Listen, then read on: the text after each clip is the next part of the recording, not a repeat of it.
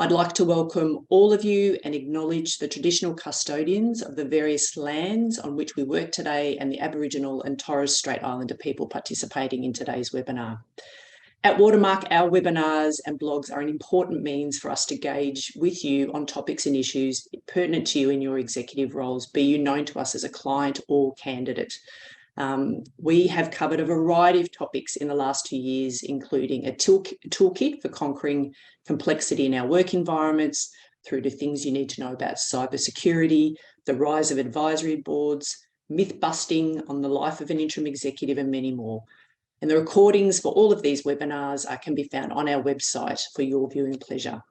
But today's topic and webinar I'm incredibly passionate about and thrilled to be hosting. There is an unprecedented focus on wellbeing in and out of the workplace, yet burnout and that feeling of being extended and exhausted is on the rise. The rate and pace of change is not slowing, volatility in our work environments is not ending, and people perceive stress, and the way they perceive stress is keeping them in this state of fight or flight. And in the conversations we've had with many of you through pandemic and post-pandemic suggests that you don't feel equipped to front into this challenge personally and also as leaders in the organisations that you show up in each day. Well, I am delighted that we have two wonderful guests in conversation on this topic this morning. Nick Petrie, leadership researcher and speaker, and the lead researcher of the Perform, Grow and Thrive project, along with Jamie McIver, who is a leadership advisor, coach and mentor, and newly appointed GM for Adeption Australia, both incredibly passionate and knowledgeable in this arena. Today is both an inward reflection on where you sit on the burnout spectrum, with Nick sharing insights from hundreds of leaders he's spoken to inform and shape the research that he's been doing, and an outward reflection on how you, in your role as a leader in the organisations in which you work, can find that sweet spot between employee growth and retention, organisational performance, while creating that sort of environment of wellbeing and psychological safety. But briefly, before I hand over to Nick to get us, Jamie rather, to get us started, some housekeeping. Many of you are regulars on these webinars and very vigilant in the chat. So please share your learnings and experiences and take the opportunity to connect. When using the chat, please turn the setting to all attendees and panelists so we can see your conversation and questions. Put your questions on the chat. I'll be monitoring that with our team to bring those questions and themes through to Nick and Jamie throughout the session. So please put them on there and I'll do the best I can to make sure they get raised. This session, like all, is being recorded. The recorded podcast will come to you post the session via email, but also available on our website and LinkedIn. We'll run for an hour. It is a full session and we'll cut to questions throughout. So thank you so much. And Jamie, I'll hand over to you. Awesome. Thanks so much, Donna. I might just add that I'm a member of this community myself, as previously having been an interim executive and worked with Donna and the team. So I place huge value on the work that they do. Really happy to be here and part of this discussion. First thing I want to say is that 50% of prime age workers are exhausted in the work environment at the moment. If you didn't know that, that's the latest research coming out of Melbourne University for Australia. Prime age workers, 25 to 55, so it's a big span. About 30%, or about a third of those people, are actually considering quitting their jobs. So it's a big issue, and that's why it's an important one, I think, for us as a society, community, and us as an organisation. I'll just ask Nick to go to the next slide. Donna mentioned Adeption. Some may or may not have heard of us. I lead the Australian business and we partner very closely with Nick, who's an independent researcher, but we like the work that he does, the insights he gains, and then we build solutions around that in the leadership development context. I won't talk a lot about us, but we have a vision and a mission to impact 1 million leaders positively in terms of how they live their lives, do their work, operate within their community. And by impacting 1 million people, the knock-on effect those leaders have, we believe, can reach 1 billion people. So that really, really drives us. We're very much about action. And so what you'll find through the session is we're not going to just be asking you to sit back and listen. We do want you to do that, but we want you to be taking action, reflecting. Please have a pen and paper there so that you can take those notes, because it's about what you do after the session that really matters. Without action, there's no impact. And all of you in this session, I think, have the ability to do that. Again, flicking through, thanks, Nick. So we use a diagnose, inspire, and your action format for all of our leadership development work. You'll see that coming through the discussion. We're going to start with diagnose. You've been sent a link to go into our platform and complete the balance diagnostic. For those of you that have done it, please have your report on hand. If you haven't had a chance to do it, I think Ali is now in the chat putting a shortcut directly into that assessment that you can very, very quickly go in and complete right now while you're pretending to listen to me talk. So I'll forgive you for that. If you're distracted and multitasking for the next 5 minutes, try and do that really quickly. If it's not possible, you'll still have an opportunity to do it after the webinar, but get into that now if you can. I think I saw that link already going in there. It's in there. Awesome, thank you. So while you're doing that, we're going to pop through to the next slide, which I think is a video. We've been having a little bit of trouble with the sound this morning, and I think we might have given up eventually, but it doesn't matter. The sound's more dramatic music. So it's the stats that you're going to read on the screen that I think are most important. So think dramatic music in your head and watch the video. Yeah, exactly.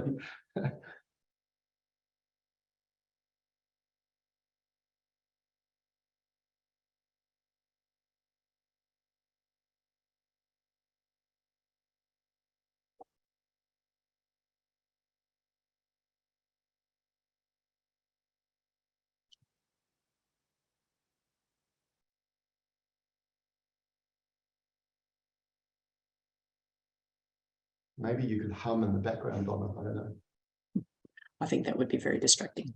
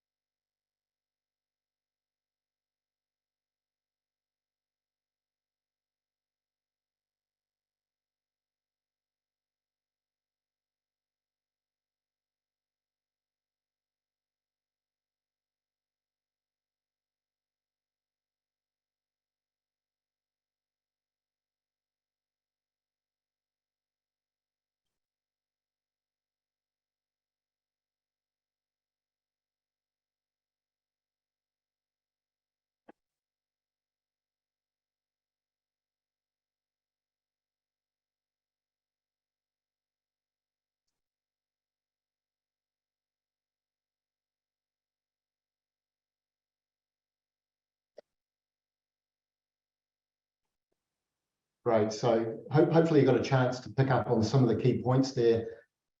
We've been through similar sessions to this with quite a number of companies across Australia and New Zealand. And I guess the key insight, that's one of the key insights that's come out, is that the investment is going up, yet the problem is getting worse. And so we've had a lot of discussion around, well, why is that?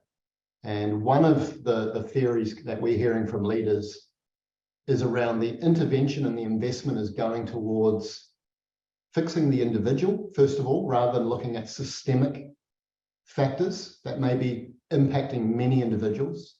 And then secondly, focusing on symptoms and addressing and intervening on symptoms rather than fully understanding actually what are some of the root causes. And again, that connects to that my point around the systemic side. It would be great to maybe do a bit of a poll for you to reflect, do a bit of a poll now as to how you're seeing it within your particular context. So go ahead and answer that question that should be coming up on your screen.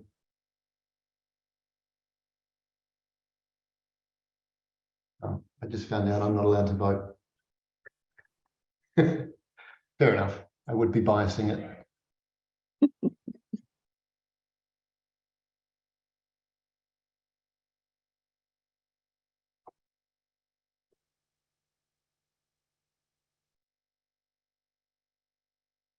So while we're so we've got the results coming up there, and it looks like 37% is the largest proportion which is seeing this emerging as an issue. 35% grappling with it as an immediate issue, and then some actually seeing it as a crisis, which means it's probably in the top 3 issues for organisations who are in that category. And then a number that actually aren't seeing that as an issue currently. So interesting spread there. What I'm hoping is that people may have had a bit of a chance to run through the assessment. I'm going to hand over to Nick now to start to talk about a bit of the research that's gone in, behind that. So keep that question 2 there. What are you curious about when you complete the assessment and you get the insights about yourself? What are you curious about, and what would you like to hear more from Nick about? Nick, I'll hand over to you. Thank you, Jamie and Donna. Good to meet you all. Nick Petrie here. I'm calling in from Nelson in New Zealand, top of the South Island. I spent the last 10 years in the US. I was working for Centre for Creative Leadership. Came back here 2 years ago during the pandemic with my wife, who's from Melbourne, and 4 boys, and settled into a reasonably small city, I would say. And I'm surprised how much we're all taking to it. So to begin the session, what I'd like you to do, or this section of it, is to grab a pen and paper. And I'd like you to think about, what does your work look like at the moment? How are you spending your time? What are the projects you're working on, the assignments you're working on, the daily tasks? Just get a bit of a picture of everything you're doing over the last 3 months. And what I want you to write down is, how are you feeling at the moment about your experience of work? You are not going to share this with anyone else, but I just want you to make a mental note of how you are feeling of the experience of work. You might note your motivation at the moment, how excited you feel about going to work, your level of energy, your level of growth. All right, as we go through the session, what we'll try and do is unpack why you are feeling the way you are about your work experience, and just how much it matters to what's going to happen over time for you. All right. So the origin of this, I'm a researcher and speaker. The origin of this particular research project, which has been going for 2 years, started during the pandemic. And I'd done resilience workshops for a long time, but I could see something different was going on during the pandemic. And my clients in the US, one of them said, Nick, everything's changed. Our leaders need to lead remotely. Everything is different now. They need to learn all these new things. We're building all these apps for them, programs for them, all this new support, and people aren't using it. Why aren't they using it? And so I started to interview the leaders and the people in the workplaces. And what I saw was, yes, they did need to grow and learn new things, but at the same time, what they needed to do was perform. Their customers were saying, deliver. Their bosses were saying, get this done. The work was piling up. So yes, they were interested in going and doing the workshops and that, but they had to deliver right now. And so the way that managers and people were managing those two tensions, they were doing what people with high work ethic do. They pushed through and they started sacrificing their own well-being because they knew that would work, and it did. And it worked for everyone for a few months, and it was fine. And in fact, productivity went up during the pandemic in the early stages. But they started working later, they started working earlier, they had no breaks in between meetings, they pushed, and when it got tough, they kept pushing. And eventually what started to happen is people started to get overextended and burn out. And we started to see this more and more. And the one CEO said to me, he goes, Nick, I actually quite like a crisis. I find them quite exciting. I've been through 3 or 4 big ones in my career. But he said, they usually finish after 3 months and then you recharge and recover. He said, this has gone on for 9 months now. Little did he know, we were really only getting started at the 9-month mark. And so we saw this happening all over the place. People were burning out. So I partnered up with 3 partners at some of the big Silicon Valley organizations who were also interested in this topic. And the question we're interested in is, how do you do those? How do you both continue to perform, continue to grow, but do it in a way where you don't burn out? Lots of people had worked out how to do the first 2, but how do you do it sustainably? Because it's not a short game. This is a long game we're all playing. Can you do it for 5 years, 10 years, 30 years? So that was our question. And we said, let's look far and wide. Let's not just look in business. So we interviewed people from fields where you had to perform under pressure and keep learning for long periods of time. So we interviewed professional athletes, Navy SEALs, surgeons, Catholic priests, elite yoga instructors, coaches, and then we interviewed lots and lots of business people, and it's in the hundreds now, small groups and individual one-on-ones. And a lot of interesting things emerged about what happened when they were thriving and what happened when they started burning out. And what was interesting about it was often the switch was subtle. They couldn't notice when they'd gone from one to the other, because one of the things we noticed in the research and the interviews is the things which make you successful are the same things which burn you out later. The things which make you successful in your career, pushing hard in your 20s, pushing hard, being relentless, having a massive work ethic, working late, never dropping the ball, always delivering, they get you a promotion. They get you into a good university. You end up in a good company. Keep doing that formula, you get promoted, you get more money, you get more status, you get more people, and it keeps working. And what we saw, one of the surgeons actually said to me, he said, in surgery, no one burns out at the start of their career. No one burns out later on. Everyone burns out in the middle. He said, surgeons all burn out in the middle. When you've sort of made it, you've got it now. But he said, is that true in other fields? And I said, that's a really good question. And we started to study, when does it become too much? And what seemed to happen is you get this formula, keep repeating it. Now you're in your 40s, your 50s maybe. Life's really big, but the formula hasn't changed. You need to evolve the formula. In terms of solutions, like how do you help individuals and organizations and teams address this? Jamie's very right. In terms of there needs to be, we saw individual level solutions where people had a lot of control over myself. Then there needs to be team level, because there's a microclimate we saw within teams. Even if the culture wasn't great, if the microclimate of the team was strong and healthy, people were fine. And then that larger systemic one. We won't try and tackle everything today. We'll look at the individual level, because it'll be probably most relevant for you. In terms of how organizations were going about trying to address this way people were starting to burn out, feel overextended.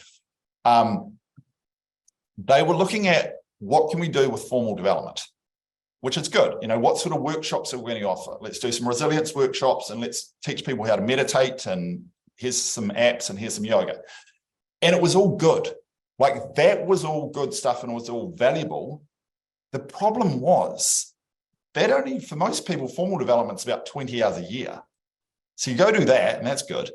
Then you need to go back to work and you spend 2,000 hours of on-the-job experiences each year, at least.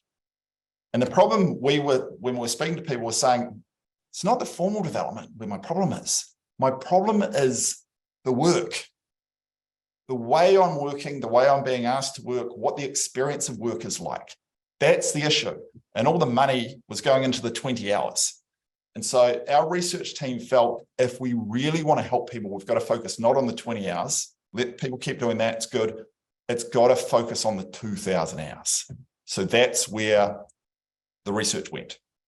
And ultimately, it was how do you continue to perform, grow, and not burn out or thrive? It wasn't just about resilience, because, or it wasn't even just how do you not burn out, because the answer to that is simple. Stop working. If you stop working, you won't burn out. But the problem was, for the people we interviewed, they didn't want to. One, they actually really liked their work, their career. It was a passion of theirs. And two, they couldn't. They had a mortgage, they had children, they had bills. So the question was not just how do you not get stressed? How do you not burn out? It is how do you perform in a healthy, sustainable way for years? That's what we're interested in. All right. And out of that, through the interviews, through the research, through the data we're collecting, we wanted to see what is the most practical, simple thing that people could look at that could help them. And we got it down to a few measures. Two of the people on the team came from professional sports franchises. One was from perhaps the world's top football team in the world. Another was from one of the, well, possibly the top baseball franchise in the world. And they were saying in sports, the coaches, the managers focus a lot on load management. They're going to measure all the different factors for the players. How many minutes are they playing? How many pitches have they thrown? How much travel are they doing? Are they veterans? Are they rookies? And they're going to, because they know that depending on that load management, players are going to perform differently and they're going to win or lose games based on that. So they track it really meticulously. They said, in business, how do managers measure load management? Like, how do you see the load of your staff? And the rest of us who are in business and the research team, we sort of looked around at each other and said, they don't, we don't. You sort of, I don't know, you have a gut feeling or something like that, but pretty much it's like, here's the work, do it, and we'll distribute it. And they said, really? That's quite surprising. We thought we had more to learn from business than the other way around. And when we thought about it, and thought about managers, it wasn't that managers didn't care. It's that they didn't have good metrics to look at. Like, what's going on for each of your team members? What's going on under the hood? They didn't have good metrics, so they just had to guess. So one of the things we started doing is providing leaders and managers of teams with metrics and teams to do this.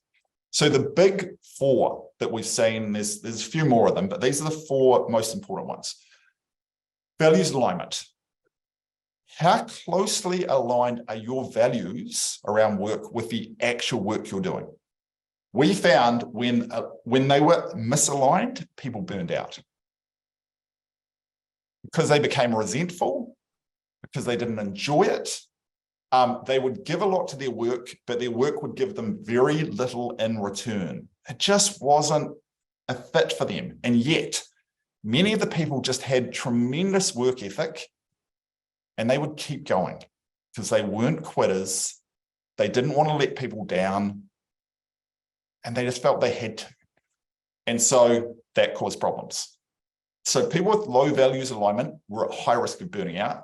Interestingly, people with high values alignment, they were working for not-for-profits, they were surgeons, they were nurses, or they just really cared about the work they were doing. High values alignment were also at risk of burning out. Why do you think that was? They were just so aligned. The doctors, the nurses, for example, there was always more need.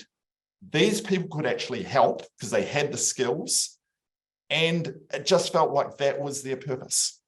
And they had to be very careful if you have high values alignment, because it's like you've got a foot on the accelerator. That last section of your report is, do you have a brake? Are you able to put the brakes on when you need to so that you can recover? And for many, the answer is no. It's all accelerator. Second one, intrinsic motivation.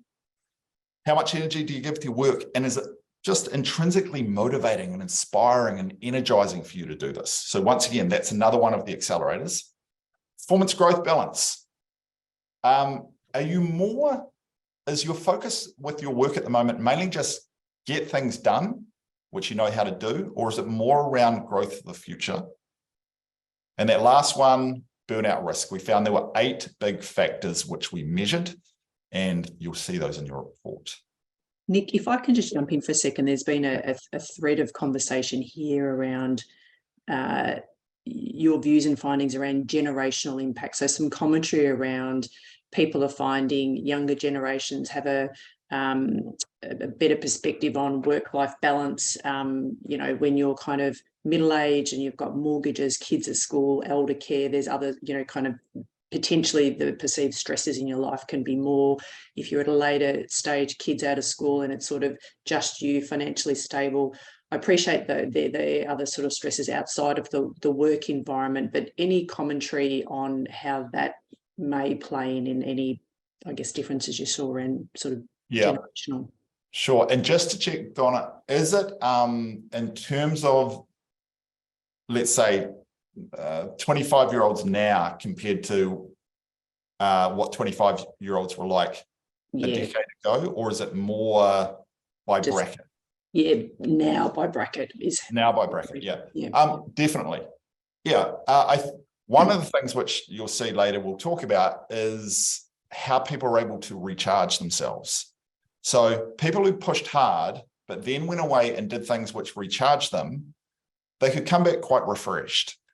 And what happens that we saw as people sort of went through, they would push hard in their 20s and maybe in their 30s, but they, after they'd done that, they had plenty of space. They would spend time with friends. It was refreshing. They were mountain biking. They were doing all the different hobbies.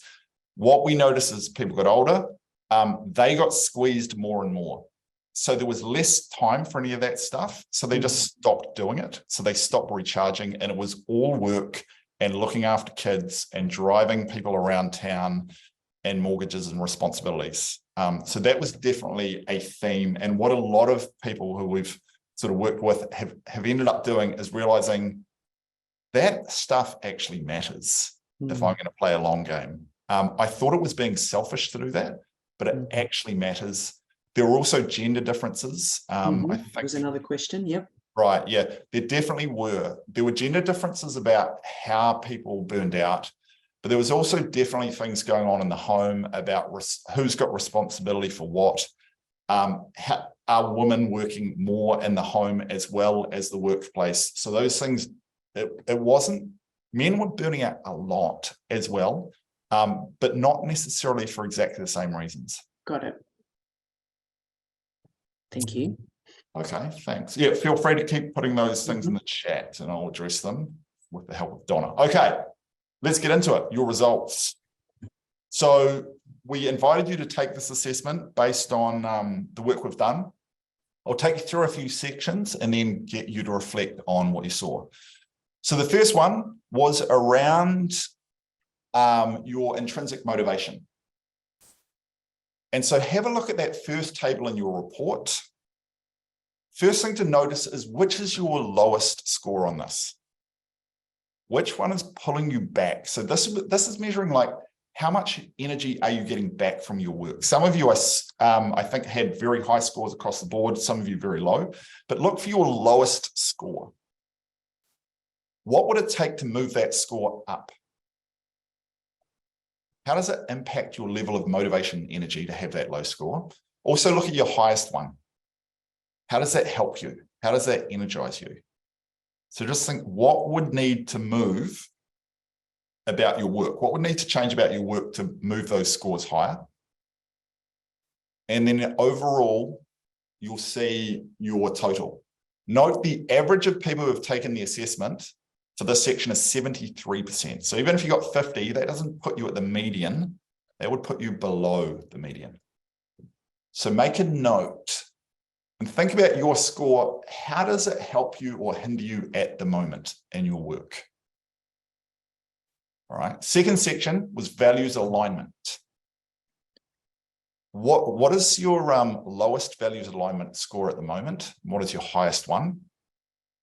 Just think about how it makes you feel when you think about those scores being the way they are.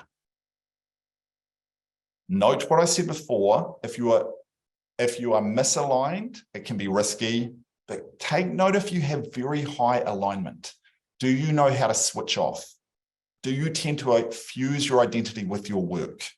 Does that get you in trouble? So it's great if you're highly aligned, and you've got to pay a lot of attention to that last section. All right. The third one we'll look at was very interesting. At the end of 2021, I was feeling quite confused, to be honest. The pandemic had broken out. Everyone was virtual. My focus was resilience. I'd been doing it for about 10 years, and I had a method which was very good. And when the pandemic happened, everyone was work from home. Lots of companies said, Nick, could you come and help our people? They need to be more resilient. So I went and did this, and I just started running the same workshop over and over. I knew how to do it. It was easy for me. People really liked it. And I was doing it, I don't know, in the hundreds of times in 2021. Wasn't hard. But at the end of 2021, I looked back and I thought, what is wrong with me? I've got no energy. I'm sort of confused. I'm irritable. I don't enjoy work. This has never happened to me before. Is this through with the pandemic? Am I getting old? Is something changing? I couldn't understand it. And so I never thought, am I burning out as a cause? But one of the things, I think I was to a degree, but in particular, what I was doing, and this emerged through our research, I was very much in exploit what you know how to do mode, or we would call it perform mode. Perform mode is when you are doing things you are already familiar with. It's skills and knowledge you build up over the course of your career, and you're exploiting it for good. You're using your strengths, feels easy, you're confident.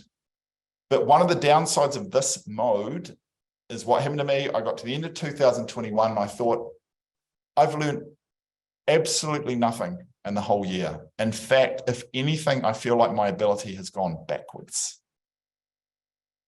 Can you think of a time in your career where you were very much in perform mode, doing what you did last year? It's the same stuff. You're still doing a good job, needs to be done. You're delivering, but you're certainly not growing. Growth mode is the opposite. You're exploring. 2022 for me, I pretty much I dropped my delivery back by 70, 80%, and I just focused on this research project. And it was all new. It was sort of exciting. I was discovering all this new stuff. At the same time, when I was sharing what I'd learned with people, I was doing a pretty bad job. I didn't know how to explain it properly. I was sort of stumbling as I went along. People said, oh, yeah, I guess it's all right. Sort of maybe work it out a bit better first. And that's what it feels like to be in growth mode. My confidence was lower. I knew it was interesting, but I hadn't quite worked it all out yet. The trade-off in growth mode is you're expanding your capacity to be able to perform at a higher level for the long term. But in the short term, your performance often isn't that great. Can you think of your time in your career when you've been in growth mode? What mode are you mainly in at the moment? You're not in both at the same time because these are trade-offs. And if you look at your scores, there's some interesting scores coming through. All right, so overall, your balance, maybe it looks like this. Maybe it looks like on the right-hand side. Maybe it looks like that. These scores are not static. They move when the work experiences move. When your portfolio of work changes and you bring in some new assignments, some new tasks, the numbers move. And we've seen this over and over again with teams we've been working in. All of their numbers can move. It's not static. It's not a personality trait. Nick, can I just add something in there? I wanted to share when we ran this with a number of organisations. One of them was Fonterra, and a senior executive, I think you were there too, Donna, senior executive from Fonterra shared that when he did this, he'd actually done it with Nick about 3 months earlier, and he saw his results shift for the better, by the way. And when we said, what was it that shifted the results? He said it was the visibility of understanding and diagnosing where he was at, and then having a frame for him to think about his performance growth and burnout. So actually having that as a mental map enabled him to put the right actions in place. So it was really interesting that just 3-month period made a difference for him just by having that awareness. Thanks, Jamie. We'll give you a chance to reflect, and then we'll just see if Donna's, and feel free to put questions in the chat, and if Donna can summarize any. But here's some reflection questions for you. If you've done the assessment, how do your numbers look? At the start of the session, I asked you to write down how you're feeling about your work experience at the moment. Do your numbers reflect what you wrote down or what you're feeling? How's it helping or hindering you? And what might optimal look like for you? So take a minute, pen and paper, just write some notes to yourself. This is getting back to that load management from the professional sports. What's your load balance look like at the moment?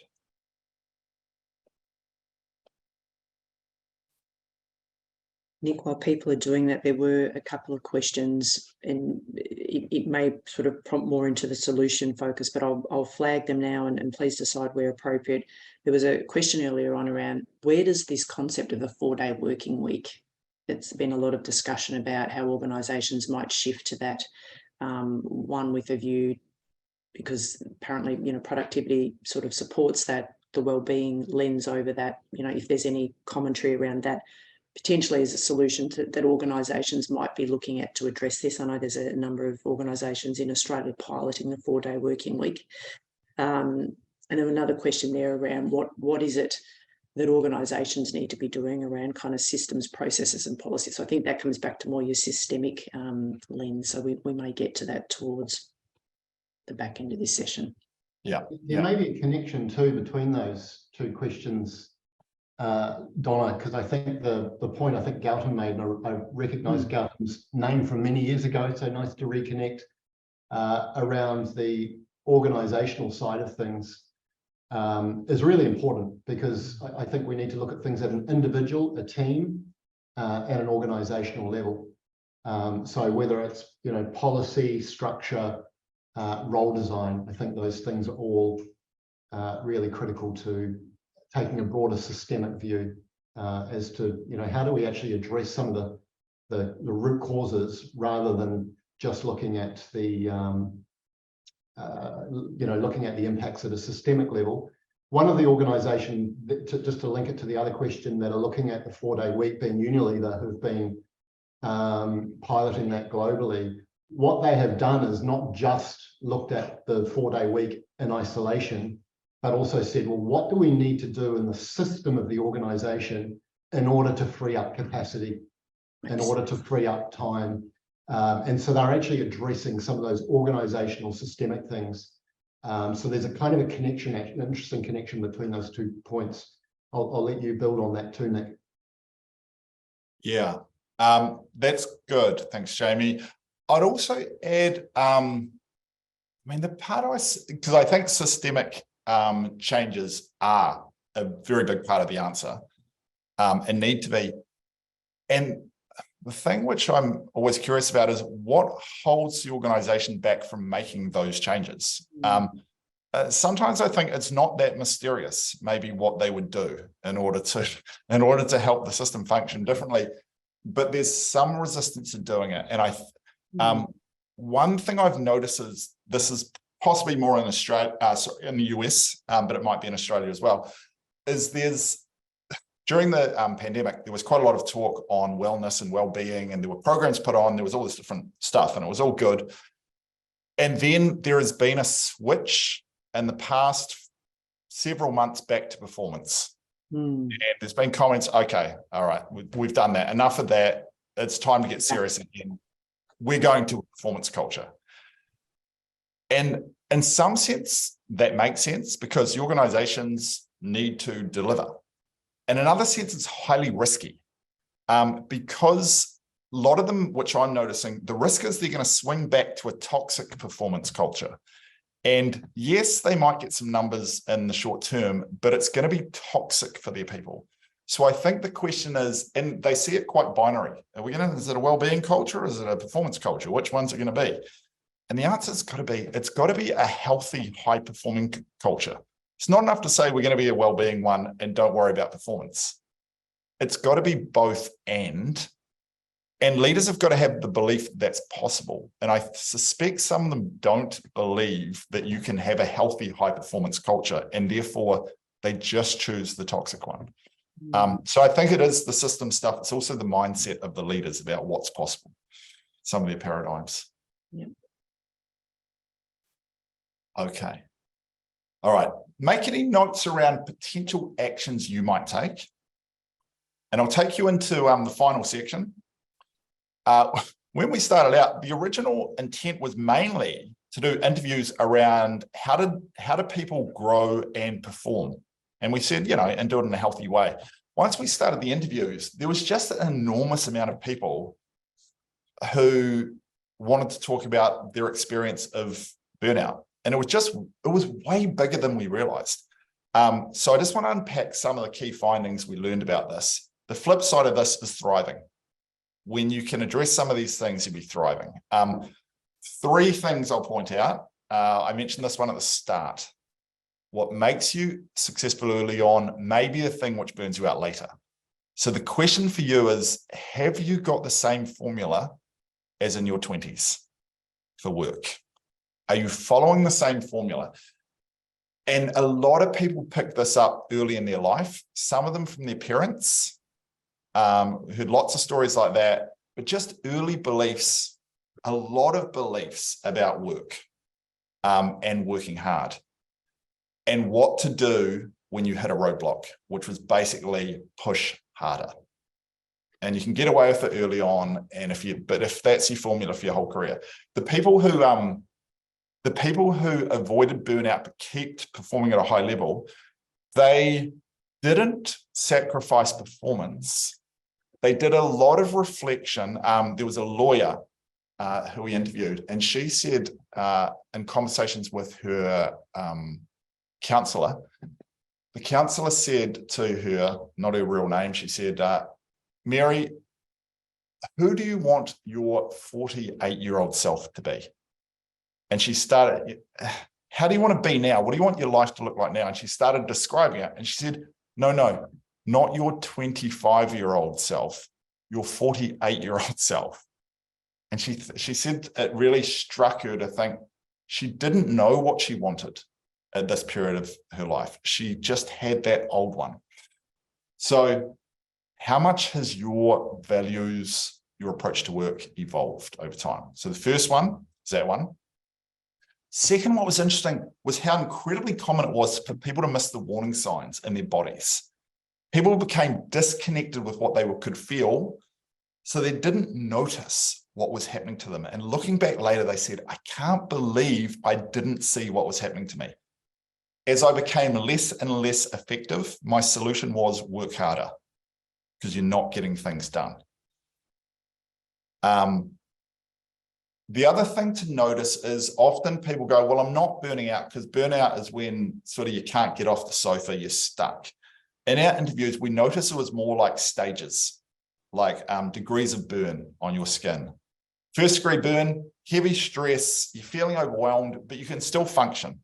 You're still performing well, you're still working, everything's working, but gee, you're not feeling that great.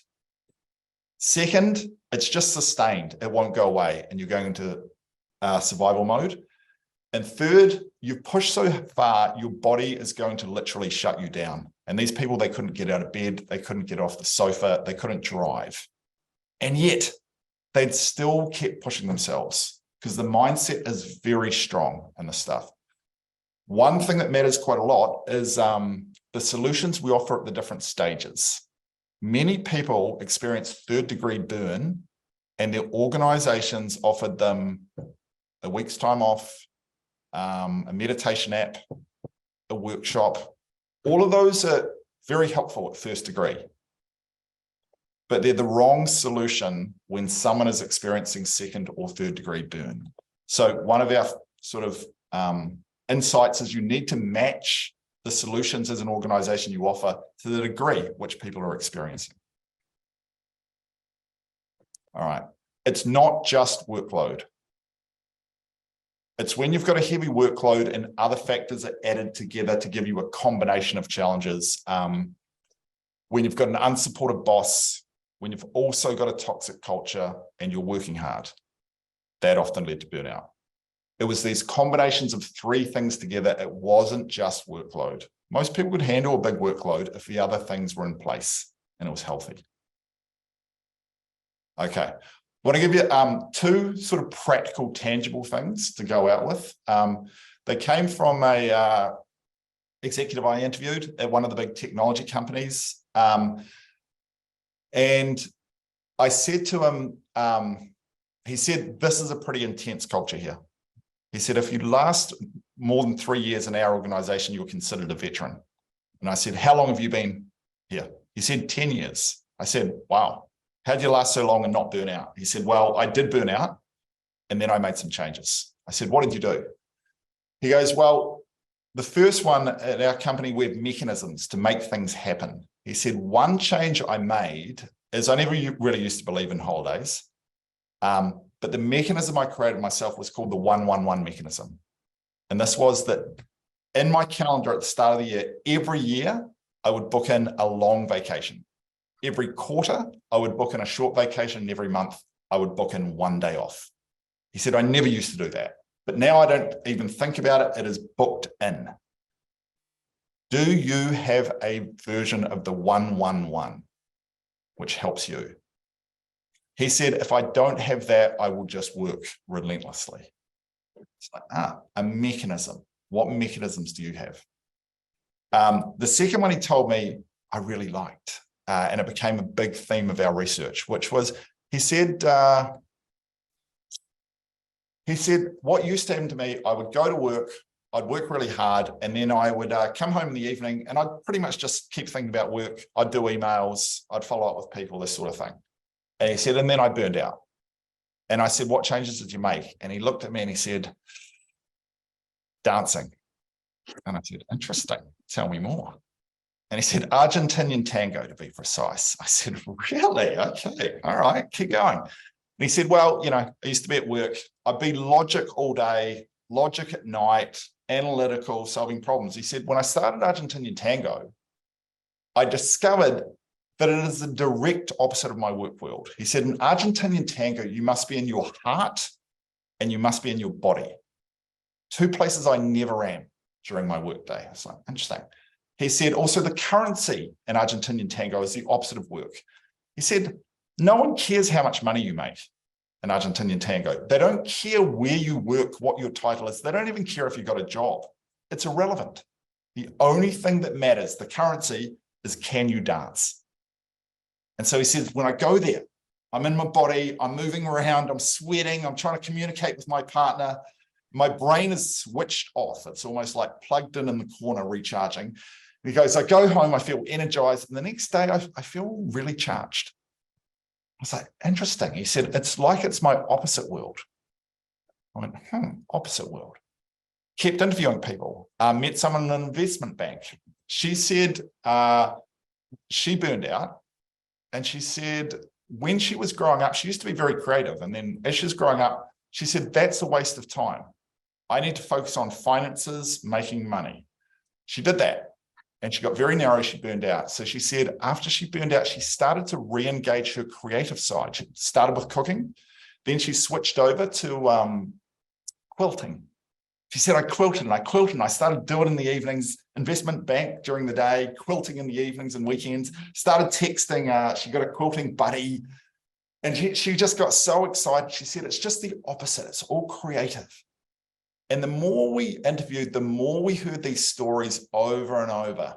A Scotsman, after burning out, picked up his bagpipes.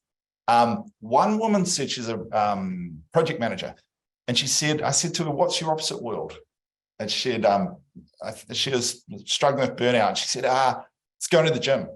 I said, okay, well, how do you feel after you go to the gym? She goes, sort of exhausted, to be honest. I just find I just lie on the sofa. I said, what is it like when you go to the gym? It was F45, if you have that in Australia. It's, and you go there basically and you can see everyone else's data and you compete against them. You try and beat the person beside you, they're trying to beat you. And I said, how different is that from work? She said, it's exactly the same. She said, okay, what might be an opposite world for you? She said, deep ocean water swimming. I go ocean water swimming. As soon as I go in, my brain switches off and not a thought happens the whole time. All I see is the bottom of the ocean, the creatures, the sand, and my brain is silent. She goes, that's my opposite world. The more we interviewed, the more we heard. I wrote a LinkedIn post. You can read about it, about that executive I talked about. It's the most commented and viewed article I've ever written. You can find it on LinkedIn. But there were hundreds of comments at the bottom with people saying what theirs were. And I put them into categories, and this is what it looked like. If you can combine more than one category, it seemed to be enormously helpful. If you run with your dog through the forest, on the beach. Someone told me just the other day, they, yeah, I shouldn't say that one. She said that. It was good. It was an unbelievable combo, but I actually won't say. So my question for you to finish off is, what does your opposite world look like? Do you have one? Do you have a 1-1-1 mechanism or a version of it, or do you have an opposite world, which you do? So we're going to do a quick poll on this and see if you do. So the poll is up now. Nick, I think this is incredibly powerful, just both of those two, the 1-1-1 and opposite world, that people can immediately, you know, take that today and reflect after this session around what the 1-1-1 is for them this year. And two, opposite world, I think, as you say, just tapping into the heart and the creative side, whatever that is for you, opposite to whatever you're doing every day, is a really fun thing to explore. My opposite world, it has become trail running, by the way, in nature, because I have to get out of my head and concentrate on what's going on around me on the trails, and it's yeah, fabulously energizing. Interesting. Yes. Yeah, interesting. Okay, I'm done. So I'll pass over to Jamie and Donna. Thank you. Well, that's interesting numbers there, overwhelming number of people that have an opposite world and just not getting enough time to spend on it. So it'd be interesting to know well, to reflect on what are the blockers? What is blocking you? You've got this great opportunity, you've got an opposite world. What's blocking you from putting the time needed into it? We're going to come to action now, so that's a really important question, I think. Maybe going on to the next one. As I said, we are going to action. Actually, on the next slide, Nick, the role of leaders, there was a really interesting question from Robin Goodwill earlier on around we're focusing a lot on leaders and how leaders manage themselves, but what about the other levels in the organization and people that have less power actually over their environment, or perceived lack of power to actually make changes. So a lot of people, I think, in this group are at a leadership level that are able to influence not only for themselves, but for the environment that they're operating within. So I think it's a really important point. 3 very simple things to be thinking about as a leader. What is your responsibility? What is your opportunity to create change in your environment? A lot of organizational cultures are big on appearances. You don't leave until the boss has, and what time am I seen to be in the office too? So it's about being really explicit about the permission, and of course that connects to the last point around role modeling. You see this so often, leaders that are talking a good game around well-being, but oh yeah, that's different for me. I'm an exception. I'm here. Well, no, it's not. You cannot expect other people to be doing it no matter how many times you say it, if you're not role modeling that same thing, if you're still sending emails on the weekend or making calls. And then the middle point there around enabling. And I think that's an interesting conversation to have with your team. You know, whether you're in a lead role or, you know, whether it's with your peers, it doesn't matter. But how can we enable, through our ways of working as a team, enable each other to make this easy, to make this doable? Looking at some of those blockers that you've reflected on for why aren't I accessing my opposite world? Well, what are some of those blockers that you could work on, not only as an individual, but as a team to start to remove? So I think there's a lot there that you could be looking at as a leader, but not only as a leader, as a peer, as a friend, as a colleague. Moving through to the next one, please, Nick. We've shared a lot today. There's a lot of questions that have come through, some really great insights. We haven't done it justice. We normally do a longer session on this topic and have more time for discussion so that you're learning from each other. So hopefully what we've done is we've started a conversation that we would certainly like to continue with you. I'm happy to be the central point of contact for Nick and myself. If you'd like to spend more time with us, then we'd welcome that. My email's there, and I think Donna and the team will provide that afterwards as well.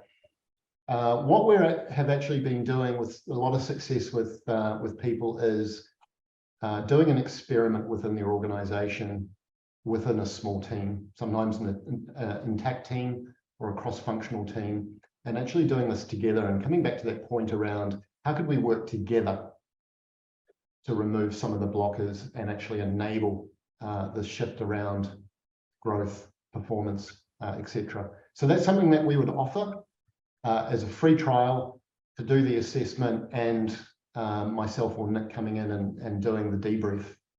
We're also happy to share more detail around the research that Nick has summarised and the slides that we've been through today, so you get a chance to absorb that. So please feel free to follow up and we'll do that. Lastly, people that hadn't had a chance to go onto the Adeption platform and complete the assessment there, even if you've done the shortcut version today, please still go in. We'll be putting another, what we call a workout, onto the platform for you to access. It's called Revitalise. And Revitalise is all about helping you at an individual level say, how do I balance my life better? How do I start to put in place some of the behaviours, actions, and build habits that will support your balance going forward? So everyone that's on the platform will have access to that. I really enjoyed the session, Donna. Thanks so much again for inviting Nick and I along. Hope we can create some more discussions, and I'll hand back to you. Yeah, look, thank you. Thank you both, Nick and Jamie. You both have been incredibly generous with your knowledge, content, sharing, your enthusiasm and passion. Nick, love all of the stories. We're so lucky to have been able to have you here to kind of share the work that you've been doing and incredibly passionate about. And certainly please follow Nick and Jamie on LinkedIn. There's a lot of great commentary that both of you post on the topic on your LinkedIn profiles as well. And really, as Jamie said, today's a taster. Obviously, there's so many paths and tributaries we could go down with this topic, and really implore you to reach out to Jamie and Nick, but through Jamie to follow that up. Thank you, everybody, to join. We'll stay true to our timing. We are at the top of the hour. Thank you so much for your conversation on the chat. Ellie, as she does, will send you a follow-up note. We'll reconfirm Jamie's contact details. Also have a link to the recording if there's any pieces you'd like to come back to. But thank you all. Good luck with your reflections and next steps and actions. And thank you, Nick and Jamie, for a really fabulous session. We're really lucky to have you on today. Take care, everybody, and we'll see you next time. Thank you.